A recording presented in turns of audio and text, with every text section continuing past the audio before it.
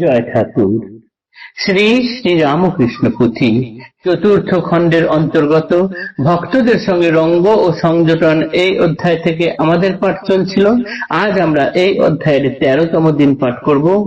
পর্ব 598, পৃষ্ঠা সংখ্যা 390 এর শেষ অংশ থেকে 391 এর প্রথম অর্ধেক পর্যন্ত।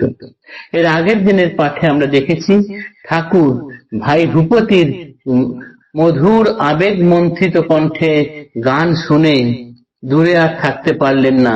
দ্রুত গতিতে এসে তার বক্ষে দক্ষিণ পদ স্থাপন করে তাকে ধন্য করেছেন। যোগীজন যে পদ সেবা করার জন্য যোগ করেন, ধ্যান করেন, কমলার যে পদ সেবা করেন, সেই পদ দক্ষিণ পদ যার বুকের উপরে স্থাপন রয়েছে, পুথিকার বলছেন তার চরণ রেণু আমি মাগি, ধন্য তোমার জনম হে ভাই ভূপতি। এই অংশ আমরা গতদিন পাঠ করেছিলাম। তারপরের অংশ আজ আমরা পাঠ করব, যে আরো তিনি কি কি লীলা খেলা করেছেন মাঝে মাঝেই, তার দুই একটি ছটা আমরা মাঝে দেখতে পাই। সেই রকমই একটি আজ আমরা পাঠ করব।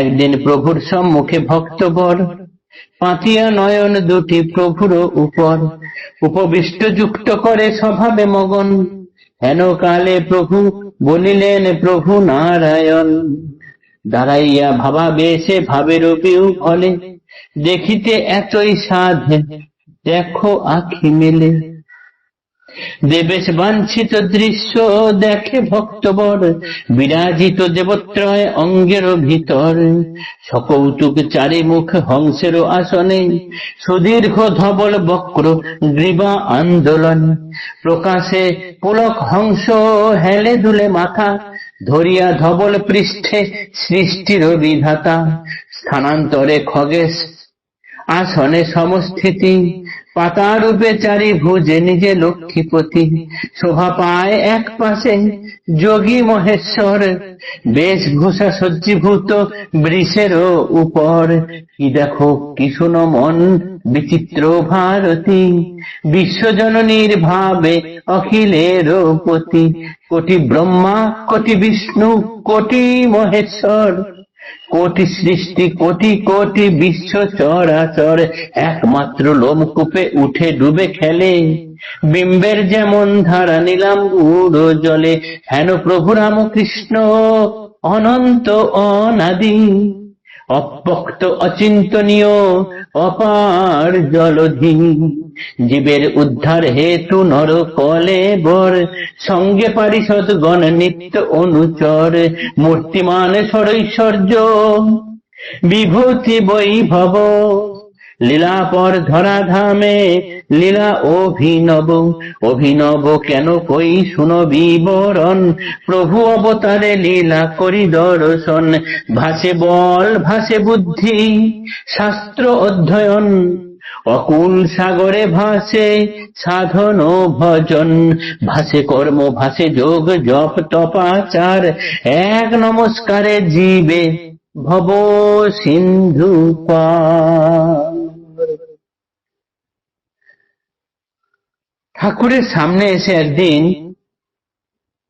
ভূপতি ভাই জোর হাত করে তার চোখের দিকে তাকিয়ে স্থির হয়ে দাঁড়িয়ে রয়েছেন, যেন কিছু একটা দেখছেন, যেন খুঁজছেন, কিছু দেখতে চাইছেন। এরকম ভাবে জোর হাত করে ঠাকুরের কাছে চোখে চোখ রেখে বসে আছেন। ঠাকুর তার মনের ভাব বুঝতে পারলেন। সঙ্গে সঙ্গে তিনি ভাবাবেশে বিহ্বল হয়ে দাঁড়িয়ে পড়লেন। দাঁড়িয়ে তিনি ভক্তকে বলছেন, তোমার দেখার এতই স্বাদ হয়েছে, তাহলে দেখো, এই দেখো, চোখ মেলে দেখো, দেবেশ বাঞ্ছিত দৃশ্য দেখে ভক্তবর, বিরাজিত দেবত্রয় অঙ্গের ভিতর। এবার ভাই ভূপতি চোখ মেলে দেখছেন। কি দেখছেন? এই এক দেহের মধ্যেই ব্রহ্মা বিষ্ণু মহেশ্বর সবাই বিরাজ করছেন। সকৌতুক চারিমুখ হংসের আসনে সুদীর্ঘ ধবল বক্র গ্রীবা আন্দোলনে প্রকাশে পুলক হংস হেলে দুলে মাথা ধরিয়া ধবল পৃষ্ঠে সৃষ্টির অভিদাতা স্থানান্তরে খগেশ আসনে সমস্থিতি পাতা রূপে চারিভুজে নিজে লক্ষ্মীপতি শোভা পায় এক পাশে যোগী মহেশ্বর বেশভূষা সজ্জীভূত বৃষের উপর। এইভাবে তিনি ব্রহ্মা বিষ্ণু মহেশ্বরকে দেখলেন এক দেহের মধ্যেই লীন হয়ে আছে। ঠিক যেরকম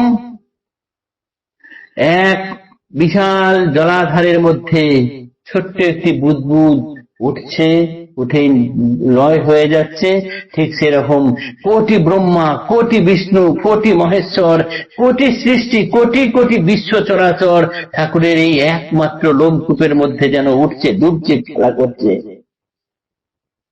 এই বিশ্বরূপের মতো রূপ দর্শন করালেন ঠাকুর তাকে।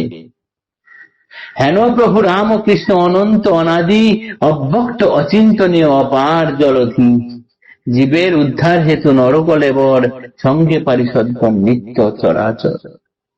তিনি এই পারিষদদেরকে নিয়ে জীবের উদ্ধারের জন্যই এই রকম প্রভু রাম ও কৃষ্ণদেব এসে আমাদের সামনে দাঁড়িয়েছেন। তিনি আর কেউ নন, তিনি মূর্তিমান সরৈশ্বর্য বিভূতি বৈভব লীলাপর ধরাধামে লীলা অভিনব অভিনব লীলা করার জন্য তিনি আমাদের সামনে এসে দাঁড়িয়েছেন এভাবে এবং লীলা করছেন।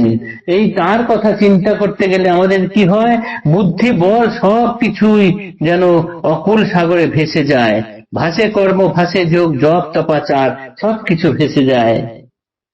তাকে এক নমস্কার করলেই জীব ভব সিন্ধু পার হয়ে যায়। ভাসে কর্ম, ভাসে যোগ, জপ তপাচার, এক নমস্কারে জীব ভব সিন্ধু পার। জয় ঠাকুর।